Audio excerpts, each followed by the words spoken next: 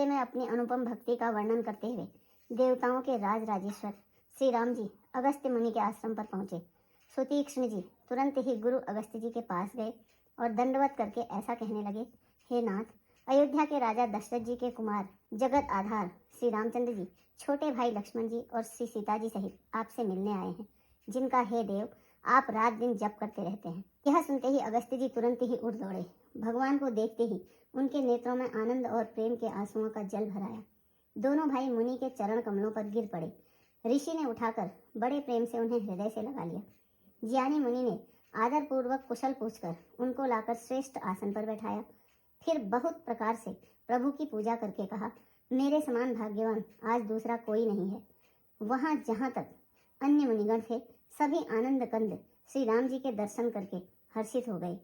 मुनियों के समूह में श्री रामचंद्र जी सबकी ओर सम्मुख होकर बैठे हैं, अर्थात प्रत्येक मुनि को श्री राम जी अपने ही सामने मुख करके बैठे दिखाई देते हैं और सब मुनि टकटकी लगाए उनके मुख को देख रहे हैं। ऐसा जान पड़ता है मानो चकोरों का समुदाय शरद पूर्णिमा के चंद्रमा की ओर देख रहा हो। तब श्री राम जी ने मुनि से कहा, हे प्रभु, आपसे तो कुछ छिपाव है ही नहीं। मैं जिस कारण से आया हूँ वह आप जानते ही हैं। इसी से हे तात, मैंने आपसे समझाकर कुछ नहीं कहा। हे प्रभु, अब आप मुझे वही सब सलाह दीजिए जिस प्रकार मैं मुनियों के द्रोही राक्षसों को मारूं।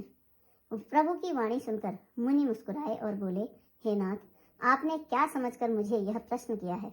हे पापों का नाश करने वाले, मैं तो आप ही के भजन के प्रभाव से आपकी कुछ थोड़ी सी महिमा जानता हूँ। आपकी माया गूलर के विशाल वृक्ष के समान है, अनेकों ब्रह्मांडों के समूह ही जिसके फल हैं। चर और अचर जीव गूलर के फल के भीतर रहने वाले छोटे छोटे जंतुओं के समान उन ब्रह्मांड रूपी फलों के भीतर बसते हैं और वे अपने उस छोटे से जगत के सिवा दूसरा कुछ नहीं जानते। उन फलों का भक्षण करने वाला कठिन और कराल काल है। वह काल भी सदा आपसे भयभीत रहता है। उन्हीं आपने समस्त लोकपालों के स्वामी होकर भी मुझसे मनुष्य की तरह प्रश्न किया। हे कृपा के धाम, मैं तो यह वर मांगता हूँ कि आप श्री सीता जी और छोटे भाई लक्ष्मण जी सहित मेरे हृदय में सदा निवास कीजिए।